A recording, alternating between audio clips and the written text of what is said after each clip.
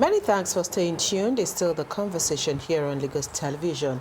And this morning, we're taking a look at food security for self-sufficiency, of course, in Nigeria. And, of course, food security and self-sufficiency in the country, especially in such a crucial time, is one topic that we cannot emphasize enough. Given the economic challenges, population growth, as well as import dependence, there is a need to, again, once in a while, go back to issues surrounding agriculture. And we do have a friend of the house here today, and of course we do hope that this will be a beautiful conversation at the end of the day that we all will learn from, and government and the lead will also pick one or two things that we all can begin to work with. Thank you so much, African Farmer Mogaji, for being here on the program. Thank you for having me again. Right, because we're taking a look at food security for self-sufficiency, I'm sure the first question will be, time and time again, we'll come back and then we'll keep talking about the facts that Nigeria should not be where she is today because of the vast agricultural resources that we do have in the country. But again, time and time again, you've always said sometimes the issues are overwhelming. And again, government at every level must be proactive, however we want to look at it. But again, let's start from the top, because perhaps we cannot start without looking at the outlook of the country, generally, before we break it down into the country, into the states and the regions. At the moment, would you say, from the last time you were here and right now, would you say that the Federal Minister of Agriculture has done anything different in looking at where we are as a country in terms of our vast resources and the seasons that we also do have as a nation?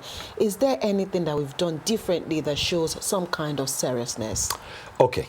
So at the Federal Ministry of Agriculture and Food Security... Is it food security or food systems? Food security. It's Lagos that is food systems. Right. I've been privileged to have more exposure to them and interact with them, at least in the last 4 or 5 months, extensively. At least I've been in Abuja maybe 12 times this year to the Ministry of Agric.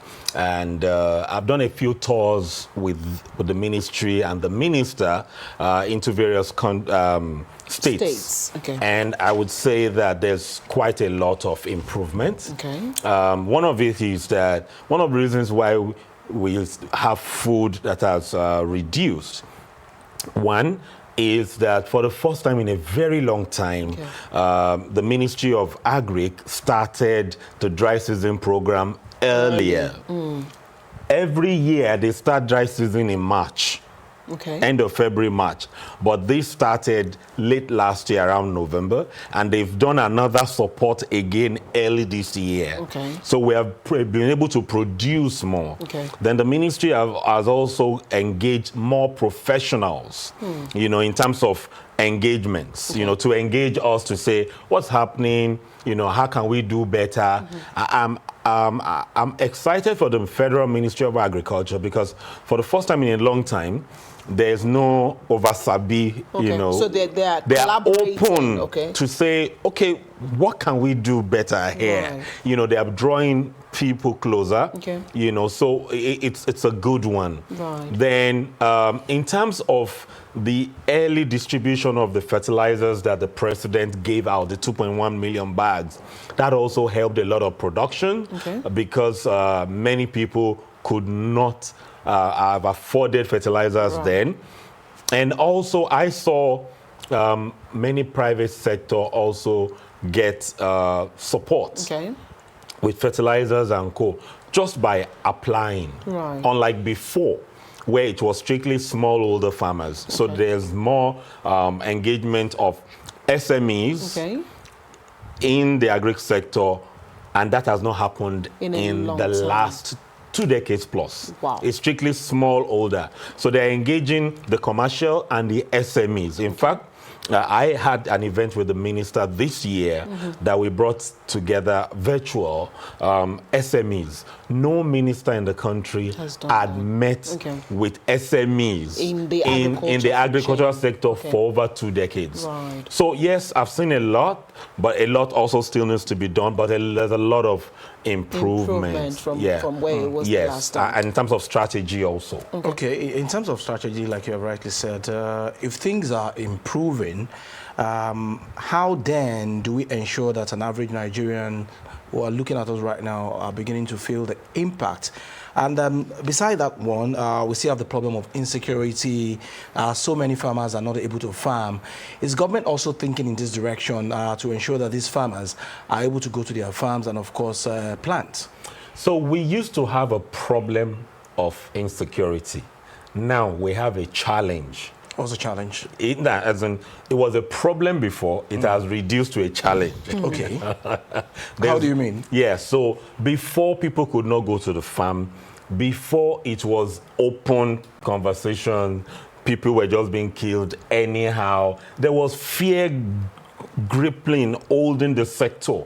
But right now, it's in pockets of locations that you have these things happening. Many farmers have returned to the farms across the country. The farms are safer than before, so that's good news. Recently we are having some pockets of, this insurgency or insecurity coming up, but it has drastically reduced when you look at what we used to have like 3-4 years ago.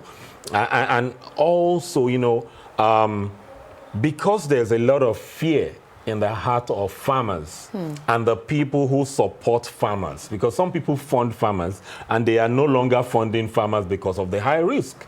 We need, if I'm beginning to sound like a broken record when I talk about government needing to leverage media.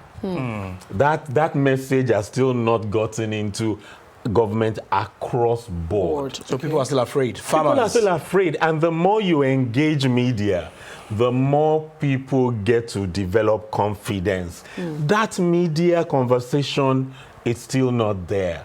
So that confidence to do more or to leverage the opportunity that government is pushing out will not be fully embraced because that platform of media has not been harnessed. Okay, that has not been harnessed. Again, I'm glad you mentioned the fact that the Federal Minister of Agriculture at least is waking up from its slumber of so many years. And if they are at the moment and now they're beginning to engage, especially the private sector, at using their expertise in bringing, what they know to also help shore up what the Federal Ministry currently has. How has this also impacted on the farming seasons, because we also do have farming seasons, and you did say that they started, their campaign on the dry season late last year, which of course has helped significantly for the first quarter of the year. But again, if we look at issues around flooding, issues around crops, issues around, I know you've also talked about the fact that we also buy seedlings and all of that. So how has this helped, or how will this help in cushioning the effect of all those issues that we have during the seasons, the planting seasons that we have? So let me say this. Because government is also not good at amplifying or showcasing what they are doing. Case in view like NIHOT, National Horticultural Research Institute, they have a mandate for vegetable research and disease prevention and co. That institution in the last 2 years has released more seed varieties. No seed variety had been released in about 10 to 14 years. Wow. But they've released some. There's a crisis that affects pepper now that is making pepper expensive. The pest actually broke out 2 years ago, and they swung into action to develop in record time varieties that would be resistant to the diseases. Okay, so if we help them to get more funding and give them more opportunities, many of these things can be nipped at the bud faster. Okay, so right now, in terms of flooding, that has to do with the river basin, the Ministry of Water Resources. I've had the privilege of also engaging the Minister for Water Resources, and there's a lot of improvement. I would give this to President Bola Ahmed Tinubu. I normally would not mention his name on media. TV, right. But guess what? The funding that the river basins have received within the last 18 months is unprecedented. And as people should go and research that. I always say this, I'm not a party member, I'm not a contractor, but the truth is the truth. Now, so especially Southwest, with the Ogun River Basin, Ogun has not received that kind of funding in like 30 years. You know, so Ogun used to have a lot of moribund project sites, and I operated on all their sites. Now, almost all the river basins under Ogun has functional projects. Okay. There's the one in Lagos had been abandoned for about, I was the last person that used it maybe 21 or 20 years ago. Now it's functional now. Okay, so things are getting better. I expect a lot of improvement this year, okay, if we don't take one step forward, two steps back, which is now that the facilities have improved, it's now time to do a bit of mechanization, sensitization, ensuring that the right region get the right seeds. Unfortunately, right now, what is still happening is that it's a region, the northern region is still the region we use to plan production for the whole country. And the regions are different. You will know that when yam is coming from Benue, it's different from when it's coming from Abuja. But now imagine if your planning is just strictly around Benue. That means Abuja would be left out.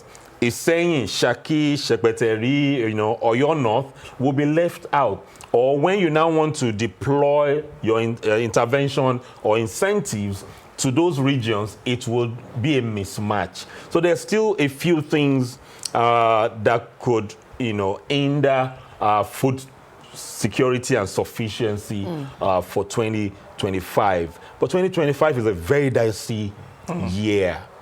It's still very dicey. It's still very dicey because of climate change. You said it late last year. Yeah,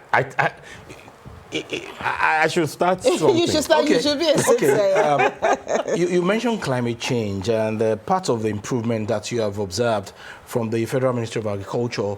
Is there anything like promoting climate-smart agriculture so as to mitigate the effect of climate change?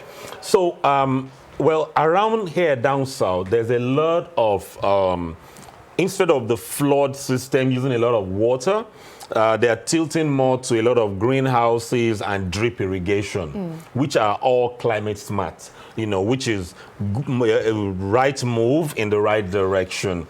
But we need to scale that more. But yeah, it has started. It's long overdue, but it has started. You are finding more improved or hybrid seeds being embraced by the ministry to support the farmers. So yes, but it's moving too slow when you look at the challenge ahead of us. Okay.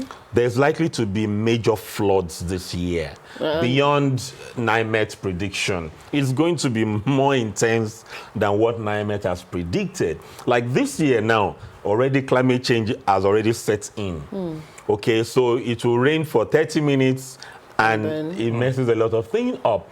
And when the rain is going to stop around end of May, and sometime July, it's going to be intense. So bottom line is that we're not preparing for climate change as we should. However, nobody has control Over the climate. globally. Nobody has a control on, but we can, manage it better. Let me tell you a climate smart. When you're coming into Lagos, just be that long bridge, to the right used to just be land fallow. Just green fallow. But last year, 2024 to 2025, some people have moved into those places and they've planted rice twice without needing irrigation. They're just using the water that is there, leveraging the land that is swampy, and they have harvested rice twice. Okay. That is also climate smart without bringing in any equipment. Just leveraging what is there. Right. So that has also improved production, increased productivity. So, climate smart is not anything bringing technology. It's just embracing and leveraging productivity. Right. And so, because again, you've talked about food security for self-sufficiency, I'm sure there are models or success stories that we can learn from, or that we can, just use as case studies in this situation. So you've mentioned that particular space, which of course, those who made use of it have harvested rice twice. Yeah. And so if you take a look at rice cultivation and rice harvestation in Nigeria, vis-a-vis tomato planting, tomato cultivation, and all of that, are there are there success stories that we can leverage on, especially now that we're talking about looking ahead, and from the picture you've also painted that 2025 will be a year that climate change is also going to do its own business, and nobody have control over that. So if you look at especially because rice is more or less a staple food in Nigeria, and we all eat rice for so many people depend on rice. So if you look at rice cultivation, tomatoes, and a few other things that we're good at in Nigeria, are there success stories that you can really point out to at the moment? Well, most of the success stories in our basic staples are in the north. They are still in the north. Still in the north. Not in the southwest. But when you're talking about staple like cassava for industrialization, we have, when it comes to industrialization, using staple for industry, we have success stories. When it comes to producing staples for consumption, we may have, I use the word may, it's nothing pronounced. Okay, when I say nothing pronounced, I don't know of any.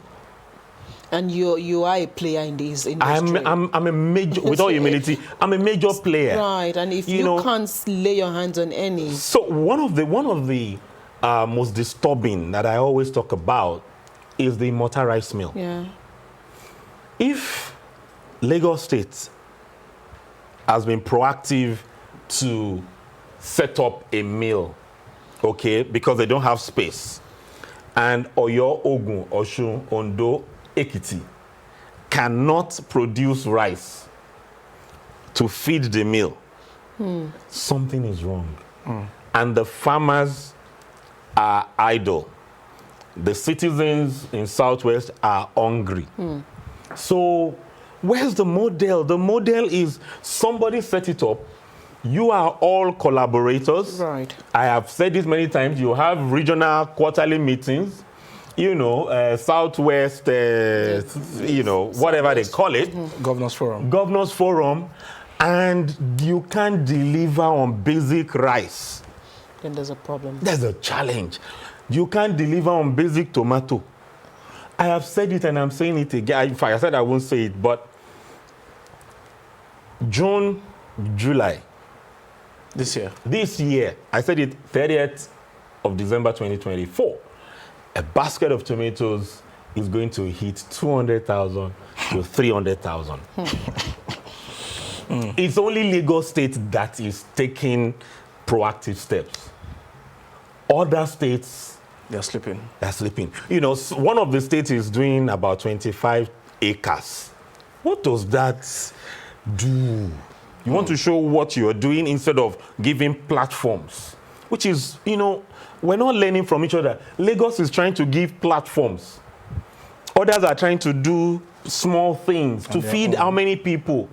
So we're very myopic in Southwest, and it's beginning to upset me. It's, because last year, when I, pushed the narrative that they did not listen, all the governors met. There was a meeting. They did, the media ops. We're going to make Southwest food secure. Will they do it again this June? It's inevitable. It's 2 months. They have just 7 more days. Outside 7 days, they will be forced to do another meeting and come up with another communique, and we will come for them at that time. Not taking actions. You're not taking action. You did it last year. What would you say is responsible for this year? It means you have not done anything. And 7 days from now, If they don't take any action, this year will linger. That is what will make it, stay till July, August. But bottom line is that I wish, personally now, I wish Governor Babajide Sanwo-Olu, who is responsible for Southwest Governors Forum, he sits on that table. Either is a big appeal from us to say, sir, they feel the proactiveness you are using in building hubs, setting up markets, please lobby the other governors to do the same. Because when they don't perform, it affects Lagos. Right. The pressure will be it affects Lagos. In one of the markets last year, I saw the report, Lagos sold over 2.4 billion naira worth of farm produce in one. So what happens if Oyo, Ogun, Ondo also had those? Or they produce to sell through these platforms? Because we have the population in Lagos. The population is in Lagos, they can pay more. So their farmers will be rich, their people can feed, they can sell excess. Bottom line is I just don't understand, and it's beginning to get to me. Okay, if indeed we are serious about this food security thing, and the governments in the Southwest region, they are not giving support to what do I call them now? Smallholder farmers. And SMEs. And SMEs. Yes. Then how serious are we about food security and food sufficiency? That is one. Then when it comes to food storage and handling, are we getting better? We're not getting better. If 3 years ago I said there will be an outbreak of a challenge in the north with the vegetables, and it's happening now. Now, if something happens again, and food does not come from the north, mark my word, it will happen this year. Because the unpatriotic Nigerians, who want to, start regional issues, always start it when there is a challenge with food in the north. They now bridge it from coming to the south. This year, because of climate change, they would also try to do that again. Okay, so bottom line is there's a time for the South to wake up. Nigeria's current, when we have tomato peppers crisis, is because Southwest has not taken their place. Because when it's available in the North, it's not available in the South. When it should be available in the South, for us to take also to the other regions, we are not playing there. So that vacuum is that vacuum that makes things expensive. So bottom line is that if there's a challenge in the North, this year would have issues in the South, not just Southwest, in the South. And it's just knocking the door. And I hope, with what I see, it would affect Salah. And so how do we begin to improve storage then? Good. So, you see, storage, we don't necessarily for now, okay? We can do storage for the future. Okay. But we need to use modern inputs to produce so that we can leverage. Leverage is what we are missing. The average woman in Nigeria does not want dry pepper, does not want dry tomatoes, wants it fresh. So that means we should push local government, state production so that we can have it when we need it. But the places like in the north can now go into major processing. Until the South begins to produce tomatoes, the North will not go into processing. Because when we begin to produce, they will be forced to process, and then we can buy processed tomatoes, the paste and co, and use it. So a lot is inched around Southwest. They have to trigger things. The northern farmers are still poor. The middlemen are still rich. Because the farmers have to sell, the middleman has the financial capacity to move. And if even the middleman does not have the money to hold for such a long time, for a period, so they have to sell also. They're taking more risk, So bottom line is that we've not gotten it right, but we have more infrastructures than the north. Okay, so still talking about tomatoes and pepper, because again, this time round, it looks like we've started experiencing, the high cost, especially in Tatashe and Atarudu. I think at the moment, tomatoes is still a little bit appreciable, but of course, the pepper is beginning to be a little bit on the high side. So how about issues around pest control or pest destruction when it comes to, planting these issues? And I know that there's also that heavy concentration of pepper in the north than in the south, even though sometimes we hear Rodo Hausa, Rodo Yoruba, and things like that. But how much of issues do we also have with pest control when it comes to issues surrounding tomatoes and pepper? So we have everything we need: organic, bio, and inorganic. What I mean by that is, the ones that is fully chemical to control pest and disease, we have. If it is biological control, organic control, we have.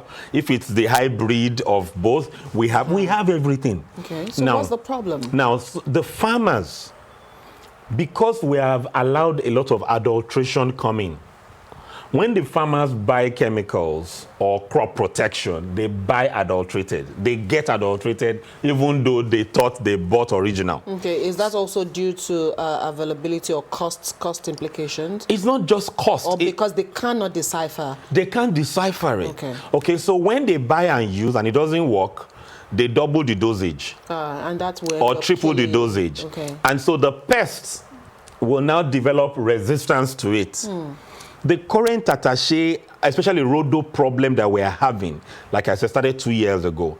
And the foundation is that the pests have now developed resistance to the chemicals they are using. Okay. So it's now opened up another type of pest and disease to come in. It's just that when your immunity is low, then you now have cough, catarrh. The basic thing is that your immunity is low. So bottom line right now is that we have everything we need. We have even premium that we can use. The farmers can afford the premium. So we need the associations. We blame, when it comes to pest control and co, we should not even go near government, blaming government. Okay. We should blame the tomato growers associations, the pepper growers association, the Mile 12 association, all those market associations, because they work directly with their farmers. Okay. They know the challenges, but they collect money from marketers and farmers to sell, but they never add value to what has been. So they are like lobby groups, but any small thing, they go to the state government, they want to cash out. They go to the federal, they want to cash out. They have been exploiting the system for too long. Okay. This year, the tomato growers in Kano will not exploit the government. Why? Now there's a publication around, tuta absoluta, we call it tomato Ebola. Right. It's nonsense. It's a scam. So what? So bottom. Let's be. A lot of things we need to talk about. So right now, what they call tomato Ebola is an annual scam they do there, and I stand to be corrected. I've operated there many years. Now, April, May, June is their off season. The heat destroys the flowers. So when the flower aborts, then there's no fruit. How come every year they come on national TV, on newspaper to say, tomato Ebola has ravaged their farms, when it is your off season? So you shouldn't even be planting. You should. They are not. So they don't even. They can't plant. What they do is they begin to nurse rice. But because they go to the media, government comes and they give them bailouts. But tomato Ebola came out like 20-something years in the US. The solution exists in the country. In fact, NIHOT, National Horticultural Research Institute, developed solutions. Put it in Kano. I can be quoted. Put it in Kano with the farmers. Went on radio, did all those. They did not use it. Government even gave them. For free. For free. Now, they had to now recall the thing so that it does not expire there. On the farms. And now they are shouting tomato Ebola, tuta absoluta. It's nonsense. And if we continue this way, government will not be able to support. The moment they find out, they begin to withdraw and find technical ways to slow things down, and it affects other things. The farmer pays for it. Okay, in our quest at ensuring that we promote food security, how germane is strengthening our value chains? Yes, so value chain, so in Nigeria, and that's why I speak for Lagos State a lot, because Lagos is ahead. That's why the food systems at the back of Ministry of Agriculture and food system, that system is value chain. Missing that system, so people would say, oh, we're giving them seeds. What kind of seeds are you giving them? You're giving them fertilizer, which is good, but they need timely tractor operations. They need logistics to move the thing to the market. They need capacity development, training. That is a value chain. When we don't have a value chain approach, then you will now find the farmers produce and there's no market, which is why Lagos is very heavy now on market development. Okay, so if there is market and people can have more access to the market, then it means food loss or food wastage will reduce. Then it gives accessibility. More people can process the tomato into paste or into blended pepper and freeze and store. So value chain. Our approach generally, there's no value chain involved. We pick one. We like production as against productivity. We like activity as against productivity. So value chain helps with, productivity, food security, self-sufficiency. So when we say seed now, you don't find most governments supporting the seed companies. Why? It's long term. You can't see it. And as long as we have to, when you say Hausa tomato, Yoruba tomato, all of it is imported. Though. There's nothing like Hausa tomato, Kinikon tomato. No, it is California tomato, France tomato, Netherlands tomato, German tomato. Ghana. No, even the Ghanaians buy it from them. They also don't have. In West Africa, we are using France, California, Netherlands, and now Brazil and China is gradually coming in. So our seed systems, we need politicians to make cases at House of Assembly, House of Rep, and Senate for our seed system. If we are not seed secure, we will not be food secure. If we are not seed, because whoever controls the seed controls the system. So when you are saying GMO or no GMO, no, some people are looking into the future and projecting and investing, putting their money there, while we are just sitting as consumers. So seed system, if we don't secure our seed, we will never, NEVER, never be food secure. Right. Is it possible that, what can we begin to do to ensure that, because I'm still very particular about the pepper and the tomatoes, is it possible to get over the season, projection of these food items? Is it also possible to ensure that they are produced all year round and not limited to certain seasons or months of the year? So yes, it is. And I've been studying this for 20 years. Okay. In fact, June 14, that's why I bought this paper. June 14 will make it 20 years that I changed my name to African Farmer.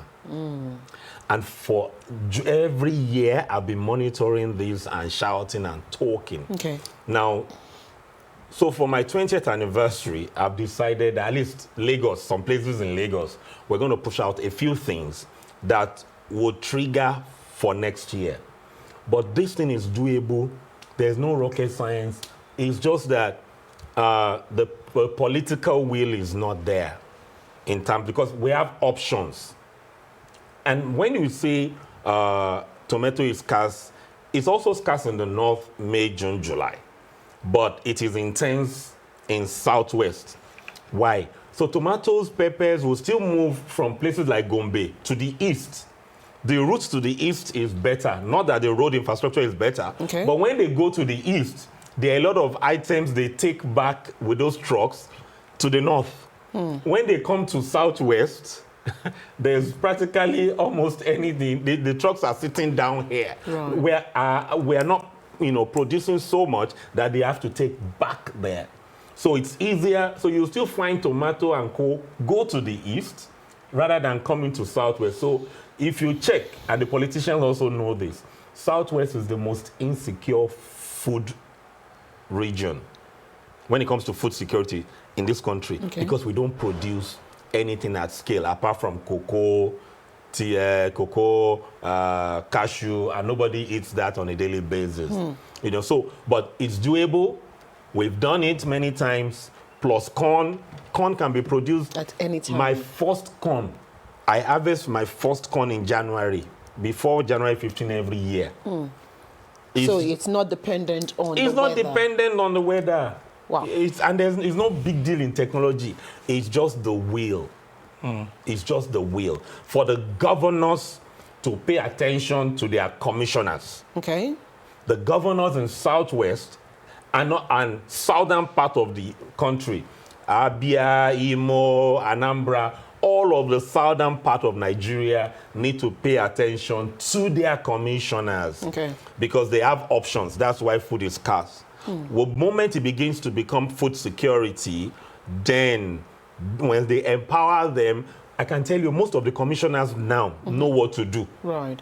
They just need the push. They just need that push. They need that funding. They need agriculture and food security to be prioritized. Okay, we need to go. Time is fast spent. We must leave this conversation here this morning. Thank you so much, African Farmer Mogaji, for finding time to be with us on the program today. Thank you for having me. All right, and that's the much we'll take on this side of the table this morning. When we return, Adebimpe will be here with her Lagos conversation. The views expressed on this program do not represent that of the producer, management of Lagos Television, or the Lagos State Government. They remain the perspectives of those expressing them. Thank you for staying with Lagos Television.